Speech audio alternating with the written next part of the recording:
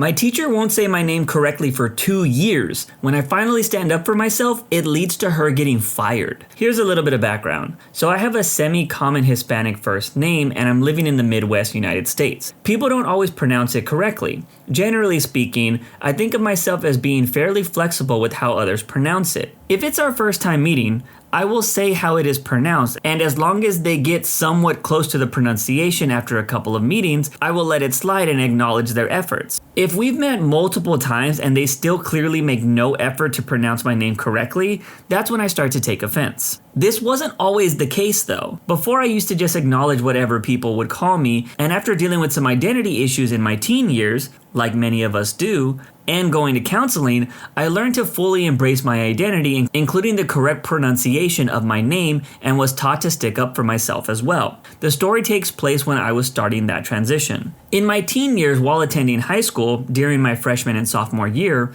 I had a teacher that was a stickler for the rules. One of those teachers that had been teaching for 40 plus years and had her system down and wasn't going to let anyone change her way of doing things. On the first day of class, she handed out her rules and explained them to us. One of these rules included the attendance policy. Every day, right after the bell rang for the class to begin, she would go through attendance, read off your name, and when we heard our name, we were to say present. Not here, not yes, or anything else. We were to say present. Not sure why she was a stickler for that, but whatever. I had this teacher for 2 years, and for almost 2 years she would pronounce my name incorrectly. What was more confusing is she would pronounce it incorrectly in different ways each time. During attendance, she would get to my name and pronounce it incorrectly. I would then say present and my name is pronounced OP. She would then just go on to the next name, making no acknowledgement to what I just said. I would also like to add that our school was on the smaller side, with classes averaging around 80 to 90 students per grade, and most teachers only focused on 1 or 2 grades. So the average teacher would probably have to work with 100 to 150 students, and by my sophomore year, every other teacher has started pronouncing my name correctly or had already pronounced my name correctly from the beginning. It was during this time that I started developing the aforementioned identity issues and started going to counseling. The counselor pushed me to embrace who I was more and to stick up for myself as well. So that's exactly what I did. Cue malicious compliance. Close to the end of my second year with this teacher, I had had enough and also built up enough self-confidence to do something about it. The next day she went through attendance and just completely butchered my name, so I said nothing. The teacher looked around the classroom to see me at my desk, mispronounces my name again, and I give her no response again. Teacher says my name louder this time. Have you forgotten the rules of my class?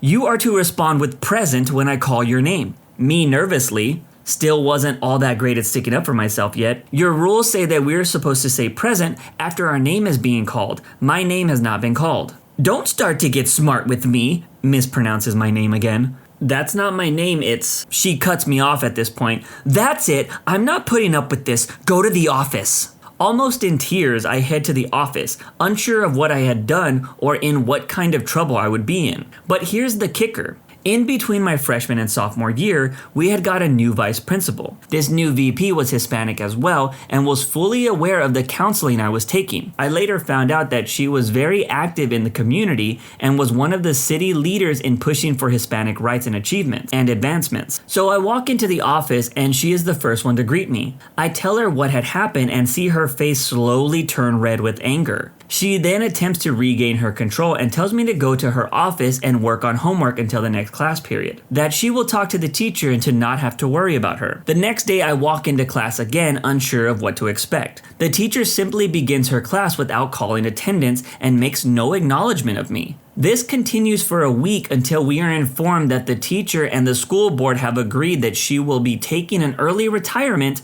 before the end of the school year and that we will finish off the class with a substitute teacher for the remainder of the year. There was a little over a month left in the year, so it ended up just being movies before a watered down final exam on the last week. Of course, the rumors through the school were that she was forced out and did not receive her full retirement, but I cannot confirm if any of those are true. I never saw her again and went through the rest of my high school career slowly growing my confidence. But let me know. Am I the jerk? Man, this is one of those stories where I wish I actually knew the details of the aftermath. Like, was this a race thing? Because I found it pretty crazy that the teacher would willingly accept losing their job over incorrectly saying a student's name. You would need to have some serious issues with that student to accept early retirement. I know the OP said she was a stubborn person and had to do things her way, but I just can't see any respectable reason for her not to just say the student's name correctly. But who knows, people are pretty stubborn nowadays. My cousin has 9 lives. He used one when he didn't show up to work today. So this story might be a first on the Jerk channel because it's actually a personal story of mine. And I want to find out if you guys and gals think I'm the jerk at the end of it. Also, don't forget that you can submit your own stories via the link in the description. So this story involves me and my cousin. We will call him Bill for this story. Bill is about 7 years younger than I am, and we both have lived very different lives. I come from a middle-class family that struggled at times during my childhood,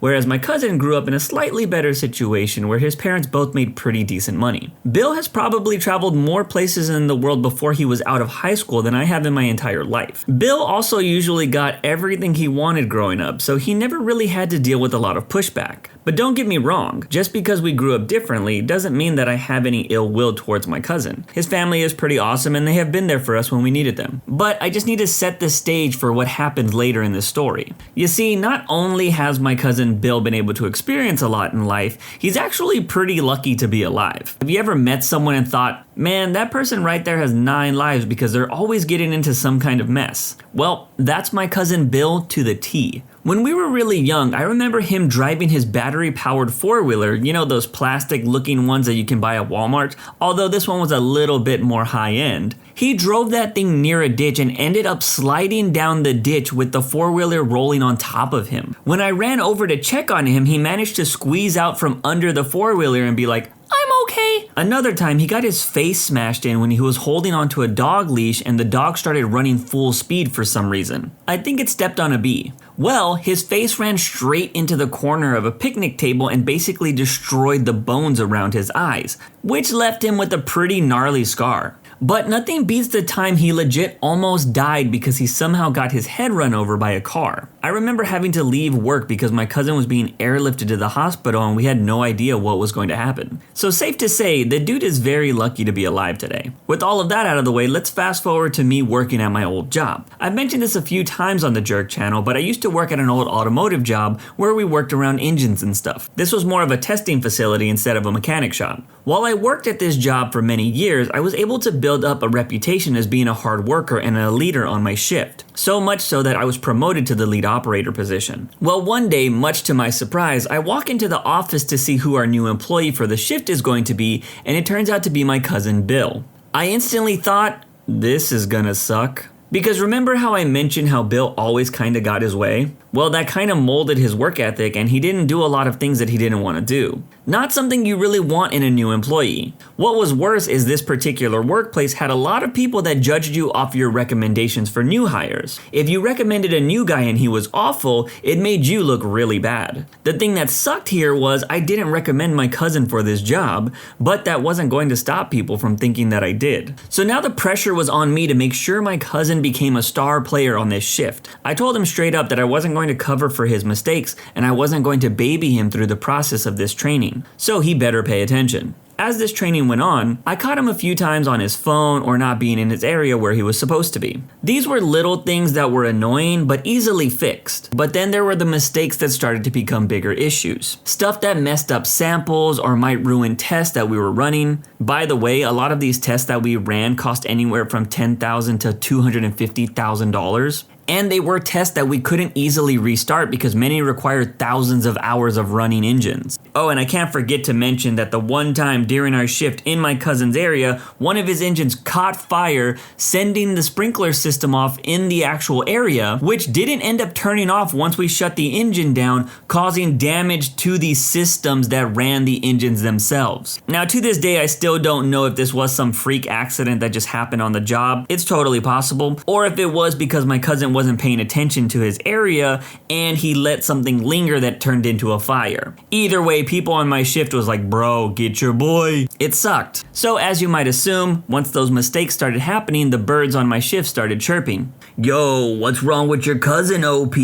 Dang, OP, remind me to never take any of your recommendations again. So now his bad performance was starting to make me look bad at work. But even with all of that, I told my cousin the one thing he better never do was show up to work late or do a no-call, no-show. Fast forward a few months later, it was New Year's Day, so all of management is off for the holiday and I am basically in charge of the whole shift for the day. I get to work early, I check out our engine count and assign who has what for the day. As it gets closer to the start of the shift, I notice my cousin Bill has yet to arrive. I figure maybe he's running a little late because it's raining all day and people in this city tend to drive like they've never seen rain before. 10 minutes past the start of the shift and he still hasn't arrived. So I send him a text and say, "Where are you?" After he is now 30 minutes late, I call him but no answer. So I leave him a voicemail along the lines of, "Where the hell are you? You are 30 minutes late for your shift and I told you this was the one thing you should never do. You better be here soon." By the way, I think my cousin was late maybe once or twice prior to this, so that's kind of why I was a little bit more annoyed. The reason why I was so annoyed at this point was because when one person doesn't show up to work, it usually means I need to pick up the slack or everyone else on the shift is getting more work for the day. The job is pretty easy when you have a good team of people,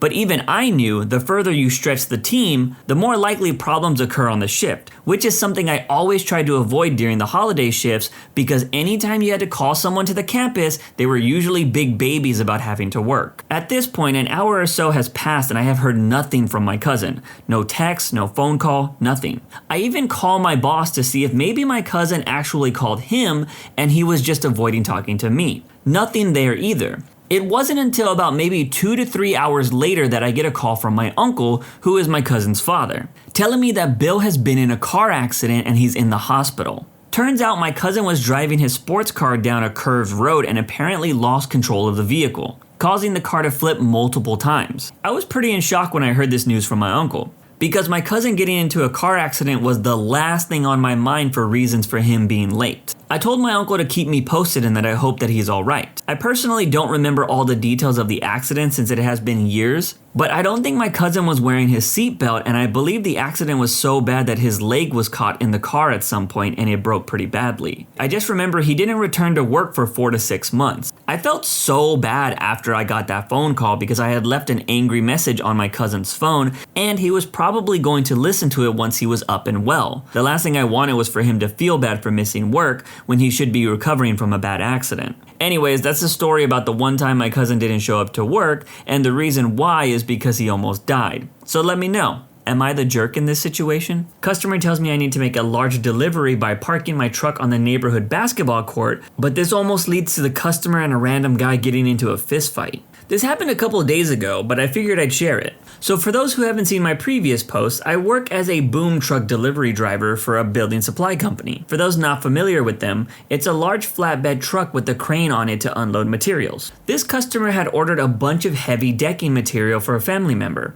so it was being delivered by my truck. When I arrived, the house is one of those units where 4 other houses are directly connected to each other. So the only way to the backyard was through the house. The customer thought I could get the materials over the roof into the backyard, but my boom doesn't have that kind of reach. So the only way was to take each material one at a time through the guy's house. The customer pointed that just behind the backyard of their fence was a cul-de-sac, and behind that fence was a little picketed basketball court. He told me I could enter the cul-de-sac and park on the court and then I could reach the boom into the backyard. I verified with him that there would be no problems, and that the court and everything wasn't private property. He assured me that it would be fine and if anything goes wrong, he would bear responsibility. So I enter the cul-de-sac, inspect the court to make sure it would handle the weight of my truck, then pull forward and unload the order into the backyard. During that time, a few people in the cul-de-sac came out of their houses, watching the show as I boomed the order into the backyard. One guy came up to me talking about how amazing it was to be able to deliver something like that while not having to do it by hand. Everything goes on without a hitch, and I fold my boom back up to its driving position, as the customer writes me a check. There was a little discrepancy with the total amount, so I phoned down to the store to find out the correct total. As I'm talking to a store worker, this guy drives up in a big pickup truck and yells at me, "What the hell are you doing?" I respond that I was making a delivery to the house behind the fence. He's yelling, "You can't park your truck on that. That's a brand new court and you're gonna wreck it. That's private property." I replied that I was following instructions from the customer and that they were the ones who told me to park here. He's still yelling, "Well, you're gonna pay for any of the damages." At this point, the customer is poking his head over the fence, telling the guy to calm down, that they would be the one to fix any damages. But the guy keeps yelling about how he doesn't care and that I shouldn't be there. The next little bit was a bit of a blur, because I was both on the phone and everything went from 0 to 100. I remember the customer yelling, "Talk to me like that. I'm gonna hop over this fence and kick your butt." The two just started throwing obscenities at each other, threatening to kick each other's butts, with the customer's family yelling at him to stop. And that random guy I mentioned from earlier who was talking to me about how amazing the truck was, he was just standing in front of this irate guy, holding his arm out in front of this irate man, trying to keep things from turning into a fight. Finally, the guy gets back in his truck and drives off, and the guy who was standing in the irate man's way came over, as him and the customer talked, trying to get the customer to calm down. He was saying, "Pay no attention to that idiot. He lives several houses down. He shouldn't have gotten involved. He's one of those people who has more brawn than brains." He then identified himself as the head of the cul-de-sac committee, and that he has no problem with what we were doing. The court was fine, and it was an interesting show. He pointed out to the customer if anything else ever needed to be boomed in like that again, to come to him because he can give official permission. The customer thanked him, apologized for things escalating, and for not knowing that he was the one to go to for permission. Both him and the customer then apologized to me for what had happened. I just laughed, saying, "Hey, keeps my day interesting." And we all wished each other a good day. So as I'm leaving the cul-de-sac, I passed where the irate man lives, as he was standing on the porch. He gave me a very low effort, almost defeated like wave. So I smiled at him and gave him a very energetic wave as I drove by. But let me know, who was the jerk in this situation? Honestly, I don't know how I would have handled this situation. Part of me thinks that I would have tried to de-escalate it, but the other part of me thinks I would have wanted to see what happened. Sadly, in America, these things can get dangerous really fast depending on what state you're in.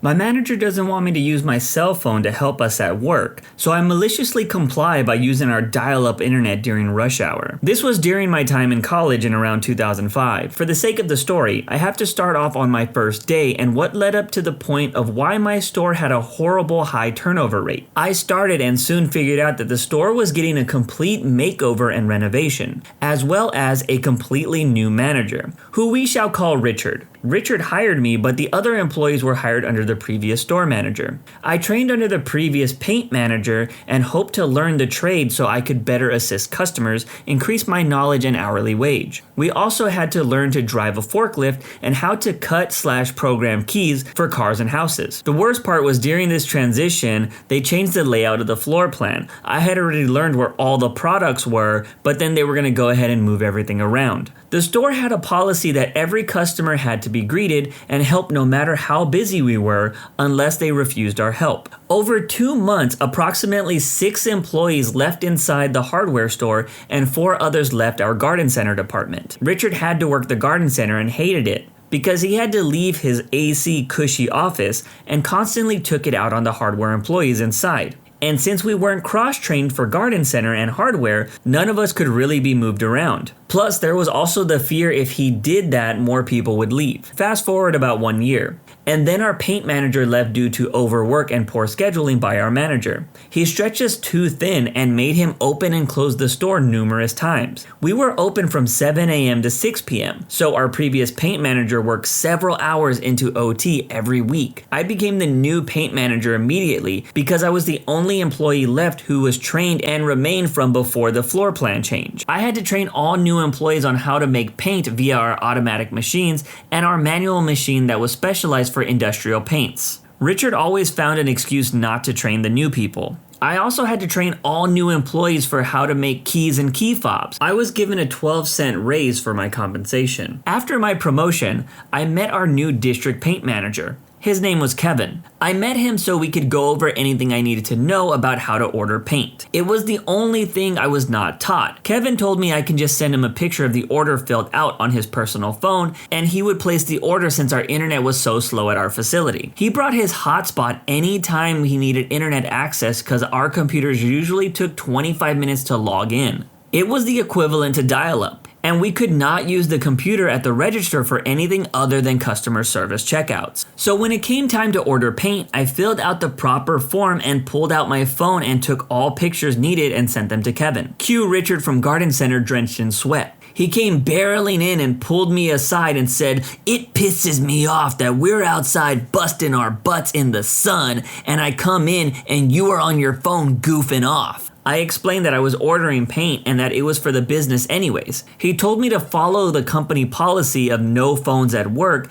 and use the computer in the back. I swallowed my pride and my argument I had. This is what set up my malicious compliance. When the next time to order paint came through, I wrote down what we needed and went to the break room. Between the boot up time and the internet login to the paint order site, it was about an hour long. The store was in chaos. The new employees couldn't find anything they needed for customers. We had several people at the paint desk asking for samples. This required manual mixing because our automatic machine could not process pint can sizes, and I hadn't trained anyone on that yet. Keys needed to be cut, and the line was almost out the door at the checkout line. Customers were walking out of the store and filing complaints. This was a self-owned store by an old family. We had several returning customers that knew the family and personally called the owners to complain. On top of the chaos, during the renovation, Richard decided to remove a cash register that was in Garden Center and made everyone check out inside. This made work that much busier on the hardware side. Richard couldn't help because he never took the time to listen to my training on the keys and paint. So he was absolutely useless to the new employees.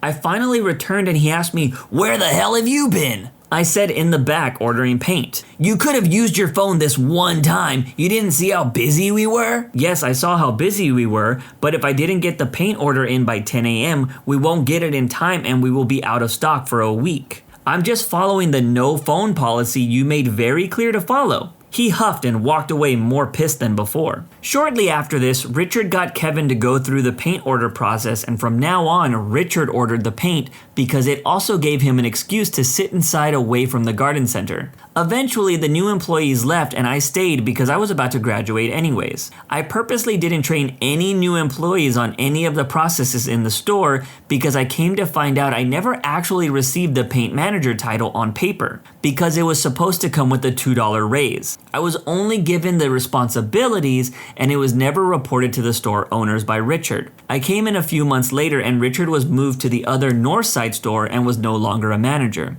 The store was still in chaos. The owner of the store was there and even asked a few questions about paint and wanted to know some ins and outs of what sold best. I still had a few friends there and they told me that the store owners had to stop by regularly to fix the mess that Richard had made during his time there, and that people were still complaining. But let me know, am I the jerk? Bruh. The same thing happened to me. Always ask upper management to make sure your title is correct and see if it comes with any type of raise. My supervisor one time gave me a promotion without me knowing to cover his butt because he was not keeping track of employees' qualifications, which were mandatory. I had the qualifications for this position, but it also came with a $2 raise that I was unaware of. After a few months, my supervisor got demoted, and I questioned why my paychecks listed me as a different position from my coworkers. I brought this up to HR and asked them if it came with the raise because I never received one if it did. They said that they would look into it. A week or so later, they brought me into the office and quietly gave me my raise that I was owed. They also told me not to mention this to anyone else on the floor. So it was pretty obvious that they messed up big time. But at the time, I didn't really care because, well, I got a $2 raise. That's it for today's video. If you want to make sure you don't miss out on any content, hit that subscribe button and make sure you hit that bell to turn on notifications. If you want to finish listening to all the stories, use the playlist at the top of the description. And if you're someone who live streams and needs copyright-free music, check out the Cream of the Crop music by searching Cream of the Stream on Spotify or whatever music platform you choose. Remember, it's free.